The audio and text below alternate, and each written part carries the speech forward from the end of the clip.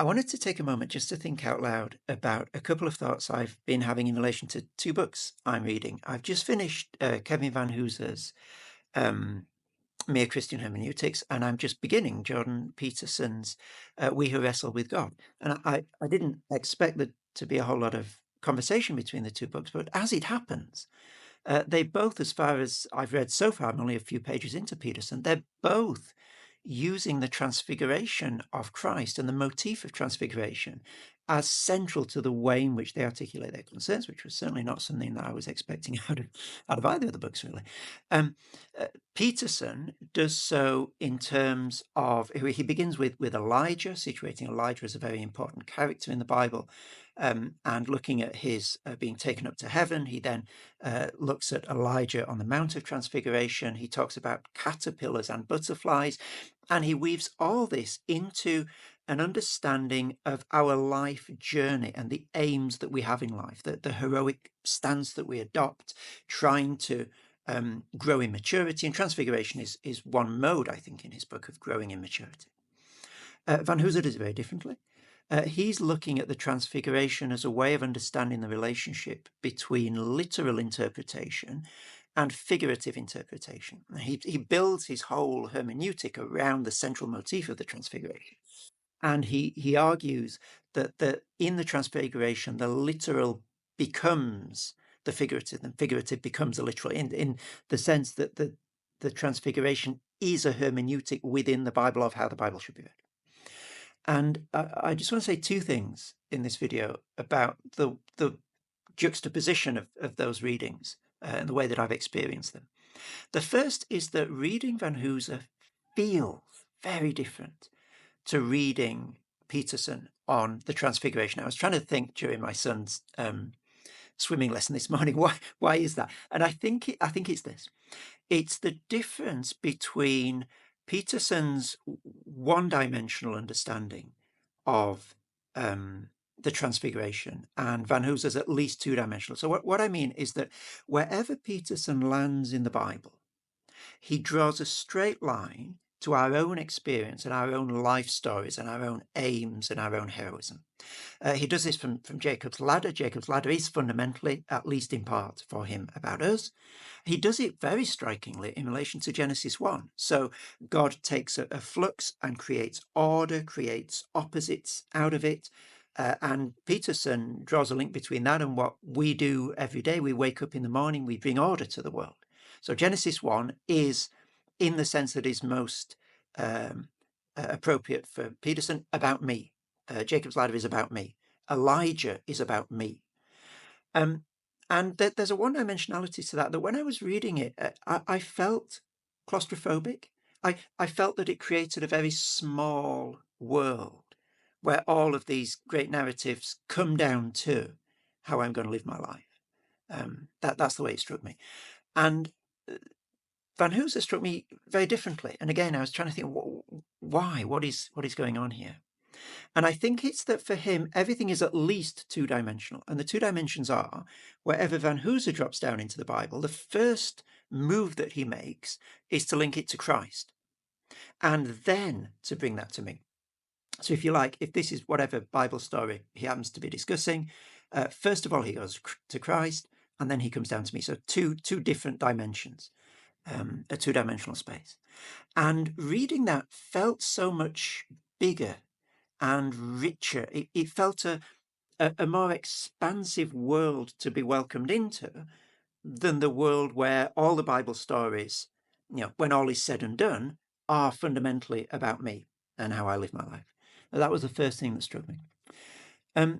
The second thing that struck me was how to ask and how to answer the question of whether Peterson's way of reading the Bible is legitimate.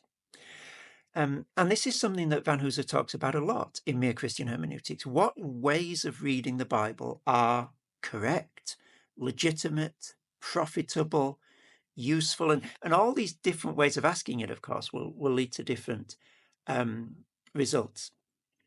And one way that Vanhoozer tries to make his way through this incredibly complex question of what constitutes a legitimate reading of biblical text is that he uses, towards the beginning of Mere Christian Hermeneutics, Jean-Louis Chrétien's notion of call and response. So for Chrétien, whether it's in a text or in a face-to-face encounter, I am always issued with a call. There's a little bit of Emmanuel Levinas in this as well. Something is demanded of me, and I must respond to that demand. I am addressed and must respond. And Vanhoozer's argument is that when we read the Bible, we're not simply projecting meaning onto an inert, passive text, but we are being addressed. And if we're Christians, we will believe that we are being addressed by the words of the living God. And therefore, we have to respond in kind to that address. And there are appropriate ways of responding when someone addresses you, and there are inappropriate ways. And that's just a normal conversational truism. There are, in everyday experiences, we have both had the experience of responding in a way that the address warranted and responding in a way that the address didn't warrant, and all sorts of nasty social consequences happen as a result. And he uses that as a guardrail. To say, is a particular reading of the Bible responding to the call that it's issuing in a way that the call would understand, in kind, as it were? In the same way that in a personal encounter, you'd respond usually to the person in a way that responds directly to the call that they're issuing.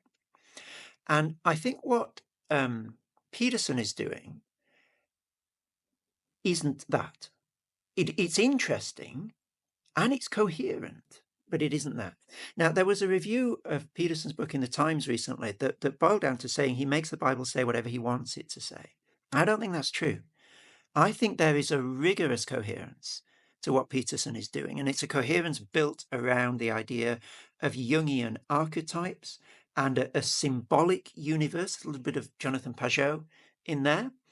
For example, Peterson will say things like, mountaintops are typically places where people meet God and hear from God symbolically. Caves also are where people sometimes hear God speaking to them. So there's this symbolic universe. There are these Jungian archetypes that are informing the way that Peterson's reading the biblical texts. So it's not incoherent. It's not arbitrary.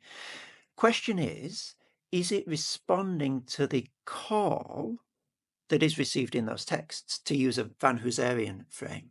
And I think that's where it becomes a lot more problematic, because the Bible doesn't seem to be calling to me in the frame of my life story and becoming mature. It doesn't seem to be a Jungian book in the call that it issues. Now, of course, I can read it that way. Peterson can read it that way. And there is a certain profit to be gained by reading it that way. But I think Vanhoozer's critique, and I find it a very helpful one, is that whatever profit there may be to be gained that way, it isn't responding to the call that the Bible is issuing in a way that that call can recognize and understand. So those are the two thoughts that I was having this morning. First of all, the two-dimensionality and the one-dimensionality of the different ways of reading the Bible. And secondly, this idea of how do we decide whether a particular reading is legitimate, and Vanhoozer's notion of call and response that he's borrowing from Chrétien as a way to try and navigate that question.